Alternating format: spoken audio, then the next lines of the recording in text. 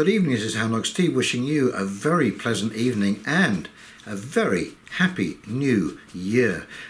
Yes, it's that time of the year. Now normally, I find this week between Christmas and New Year's is a bit of a sort of quiet week, and I usually try and put together some predictions. But first, before I do that, I've got to take care of a little bit of housekeeping, and I would like to firstly thank Young from Toronto, who sent me a very nice Christmas present in the form of a check, and that will be going towards equipment, so I thank you so much for that.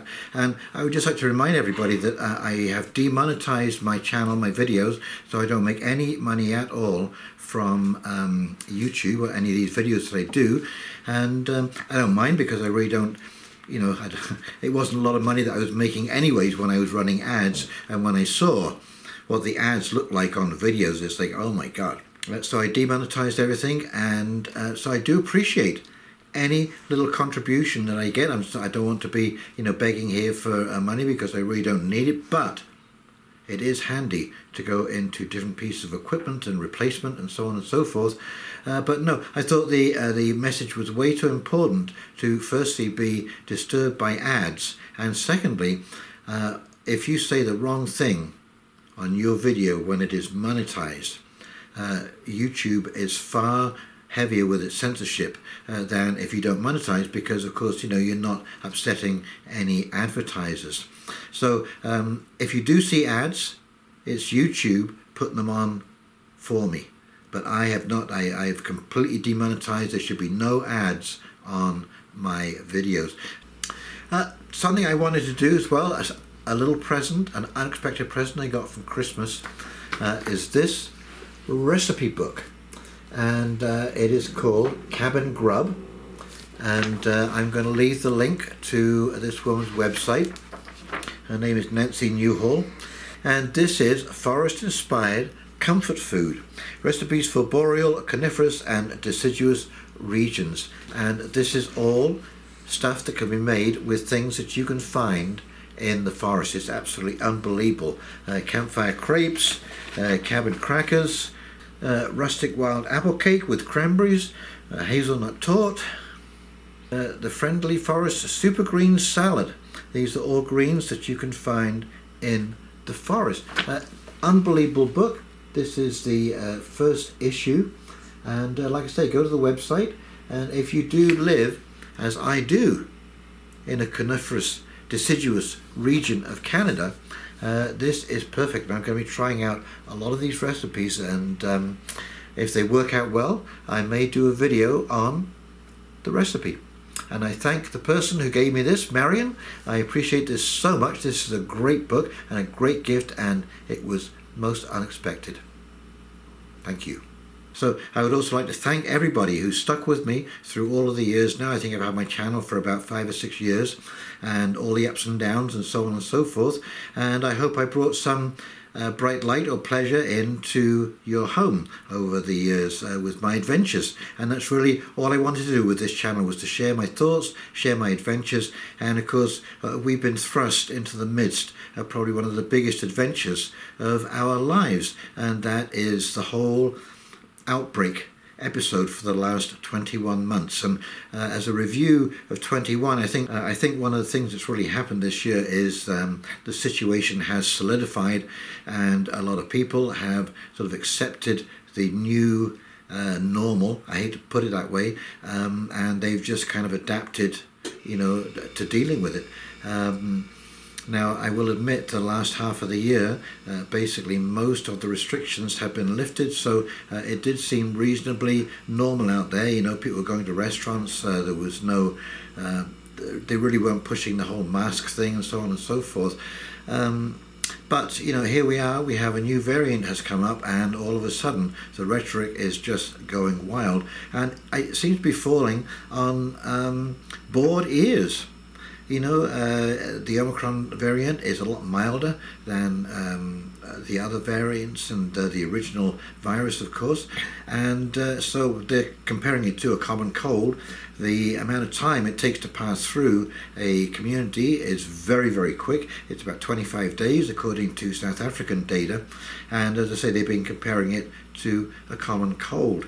But I certainly think that businesses have made firm decisions now, and the ones that have decided to fold have folded, and they've made other plans. And one of the interesting things I have been hearing, actually, more often than you might give it credit for, but the number of people who are saying that actually the lockdowns changed their lives very much for the better, because it woke them up. It woke them up to the fact that they were sleepwalking through life. So in some ways, the changes that this has brought on us has been, a good thing for some people. And I think all of us at some level realize that all of our structures within society were under immense pressure. The banking system, for example, is under extreme pressure. They have mounting debt and exponential growth, and exponential growth is a mathematical function, so it's pretty well predictable. If you know how much debt that you've got, you can predict the point when you can't pay it back at all.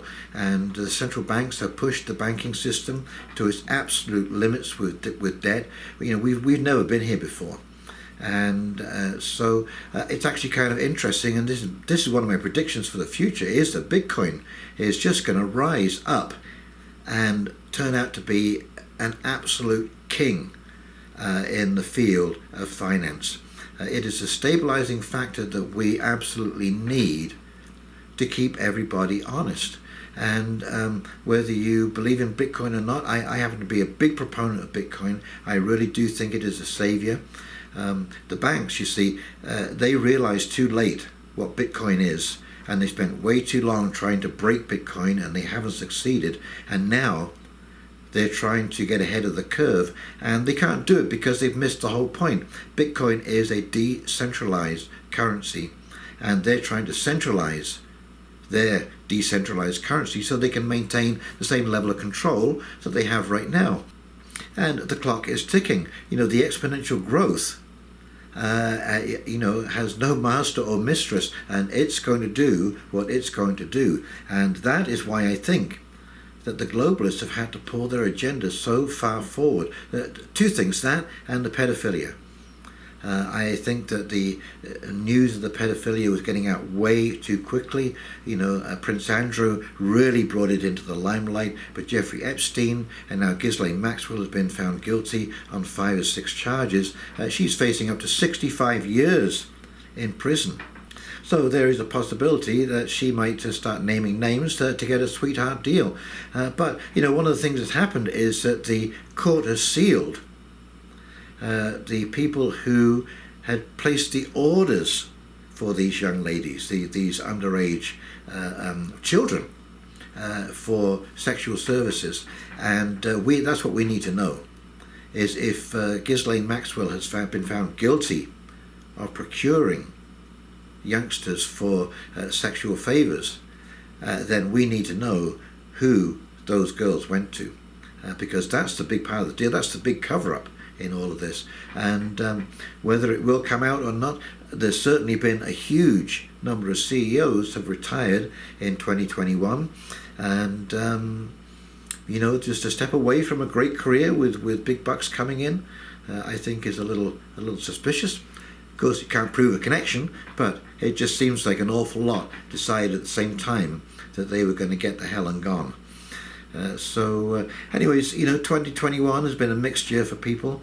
Like I say, I think we've all got our heads now around this whole situation, and I think people are starting to realize how tyrannical our governments have become and arbitrary. New Year's Eve was an incredible situation.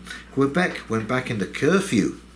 Okay, they had to close at 10 o'clock in the evening on New Year's Eve, and they announced that on the 30th of December. Also, Ontario had not a curfew, but restaurants had to close at 10. They couldn't go through till midnight. But in Quebec, it was completely cancelled. You couldn't go into a restaurant. All of the money that has been spent preparing for these parties. People have to book a long time in advance to get a New Year's Eve do, to book a restaurant, to book a dance floor, so on and so forth. And you couldn't have any members outside of your social circle or your family circle in your house on New Year's Eve.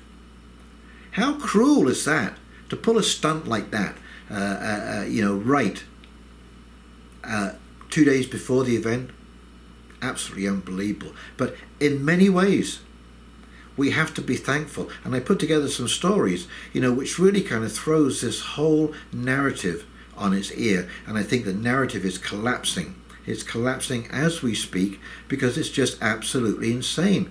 As I say, the information we're getting about Omicron is that it's not serious at all. It's not really anything to worry about at all. And yet we've gone ahead, we spent millions of dollars, to buy pills and inoculations and so on and so forth.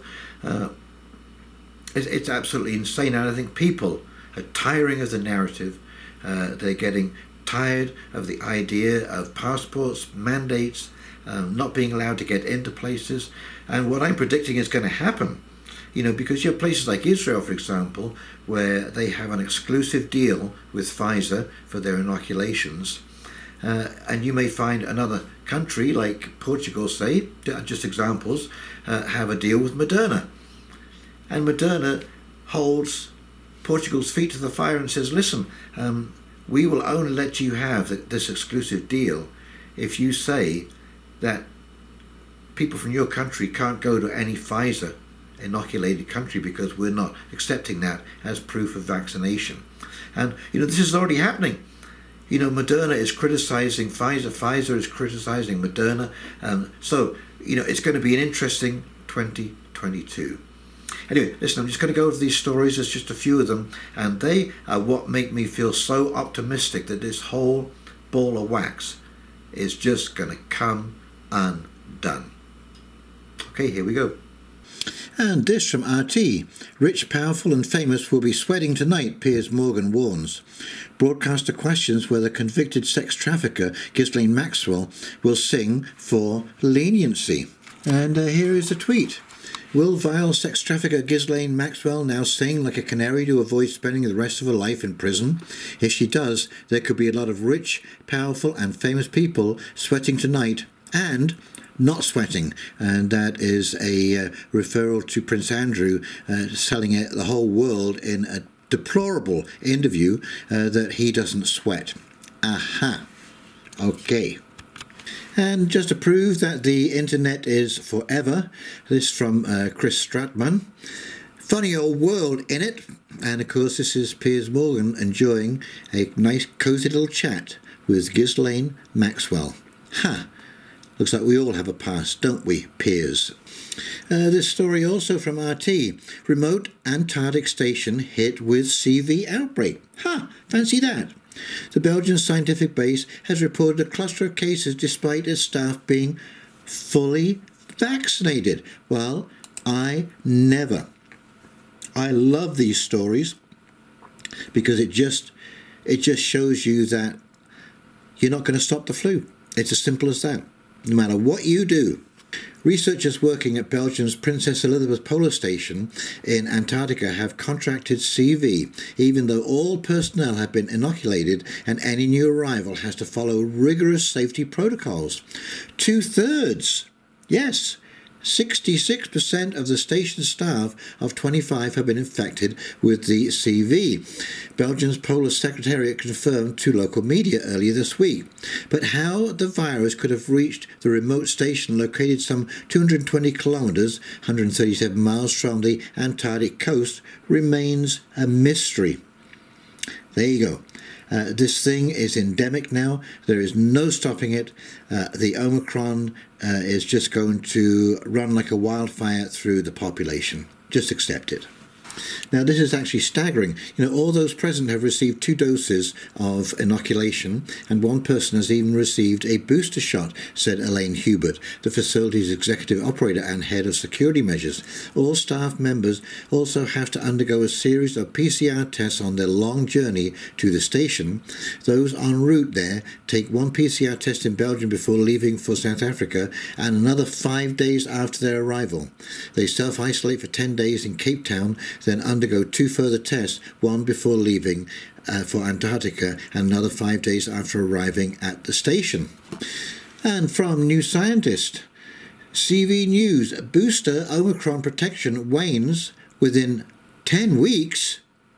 The latest CV news updated every day, including CV cases. The latest news, features and interviews from the New Scientist and essential information about CV outbreak. And this is from the 24th of December 2021. If protection wanes within 10 weeks, and it was never 100% protection to begin with, I mean, what are you talking, 5 boosters a year now? Now, this is absolutely stunning. It's from the National Post.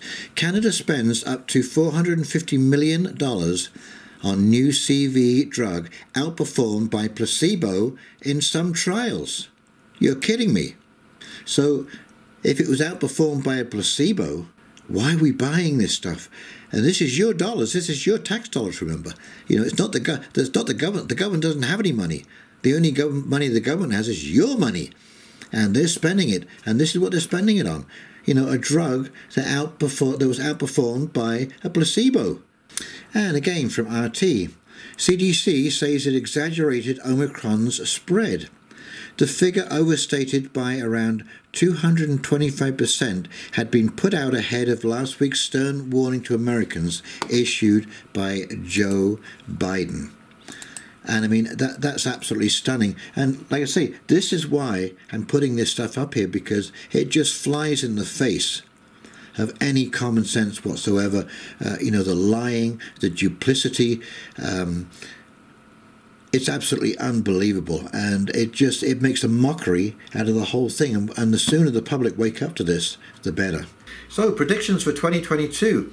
I really do see the banking system is under an awful lot of pressure, and they really don't have any other route to go except print more money. If they basically put up interest rates, which they need to do, interest rates need to go to 2 or 3%, but that would bankrupt every country in the world, every province, every state.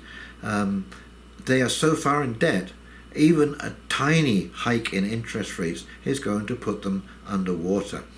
So there's a lot of pressure on the banking system. And like I say, their digital currencies, the bank's digital currencies, are not up and ready yet. They're still struggling. Bitcoin is already functioning. And Bitcoin doesn't have to be complicated. You don't have to be able to do quick deals on Bitcoin. You can use other cryptocurrencies for that kind of stuff. Bitcoin just needs to be a placeholder. It needs to be the gold standard. So you can't print money and inflate your currency. This is going to force countries, you'll be able to do that at your country level. America will be able to continue printing as much money as it wants, but it will reflect in its value against Bitcoin. So if governments want to destroy their own country, they can, but they will not be able to destroy or affect another country. It'll just mean that when they want to buy products from another country, they'll have to go through Bitcoin, and Bitcoin will reflect the amount of damage that each individual country's government has done to their currency. And this is what we need. It doesn't need to be complicated. It doesn't need to be fast. Okay? It just it's fast enough as it is. It just needs to be able to handle large transactions. And I think this will become digital gold, and it's going to take over because the exponential growth of the debt is overtaking the bankers' ability to bring these central currencies online. So a lot of their talk is just waffle. Not going to happen. I think the biggest 2 issues we're going to have in 2022, firstly, is food security. The weather patterns are changing terribly. there is a shortage of fertilizer. They're talking a 20% shortfall of fertilizer, and we don't have a backup. We don't have a backup, so that's going to directly translate into a shortage of food in the marketplace. And China is panicking like crazy. They're buying up everything that they can buy: soybeans, wheat, corn, you name it. This is going to put pressure on the ethanol industry, because corn is an expensive crop to raise, so a lot of farmers are turning over to beans, which actually put fertilizer into the ground via nitrogen. They're all the legumes, they take nitrogen out of the air and they deposit it in the soil, and that's what farmers are going to be forced to do. They are not going to have the money to be able to keep up with the cost of fertilizers. That's going to be a huge issue.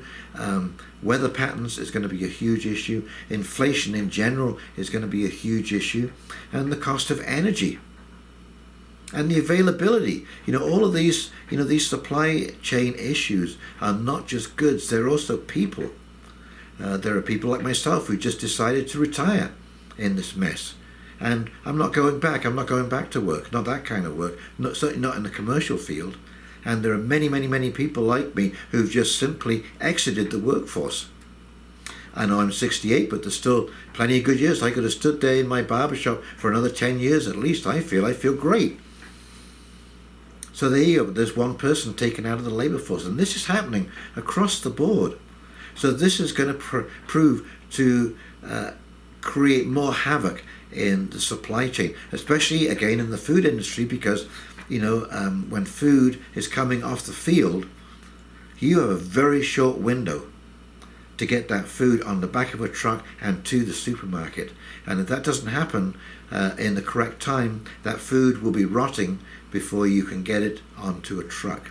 So that's going to be a huge issue as well. Inflation in general is going to be a huge issue.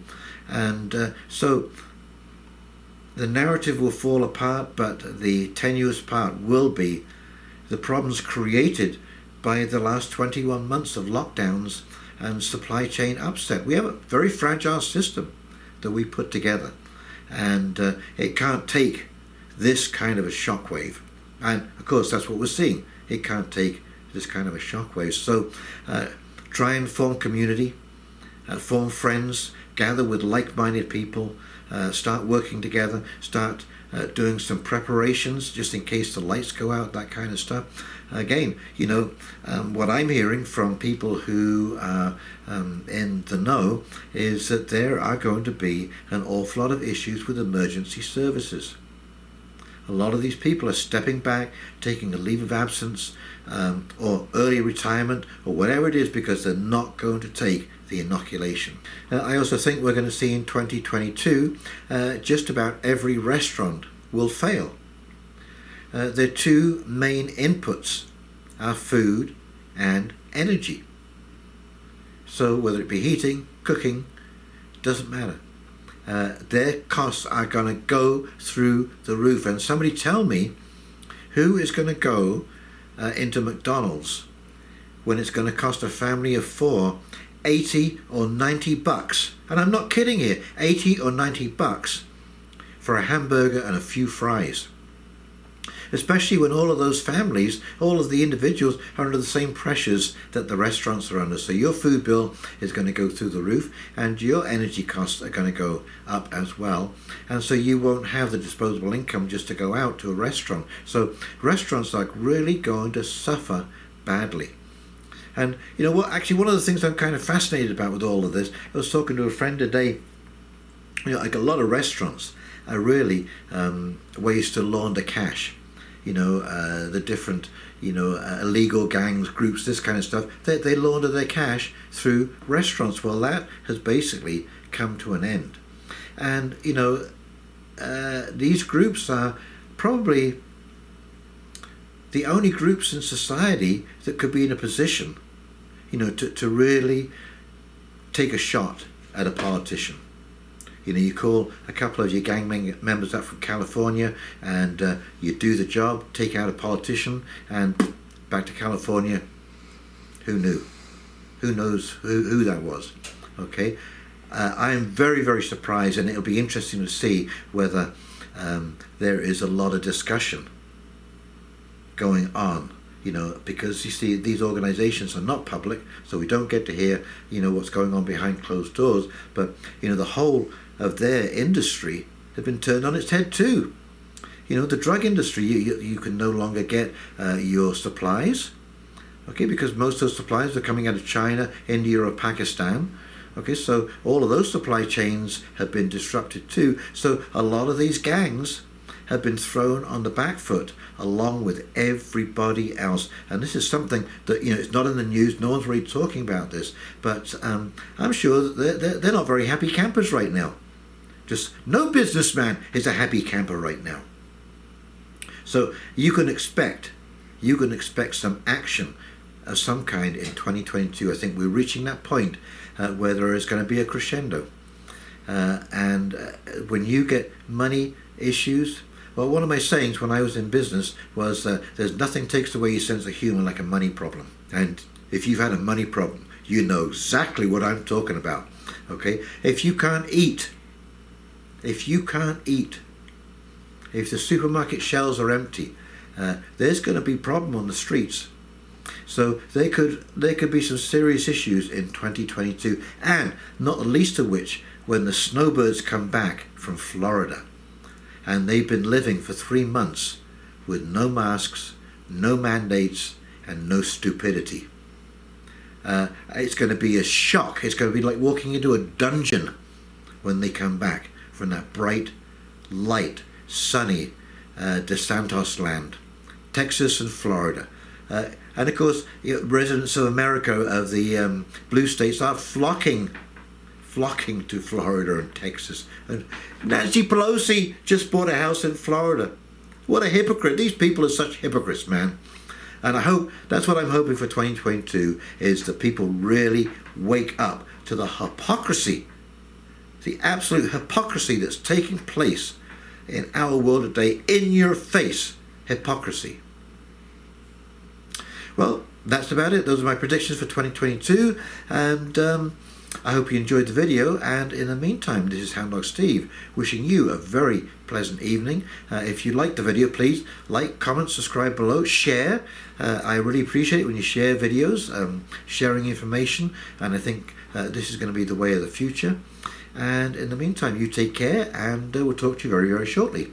See you now. Bye.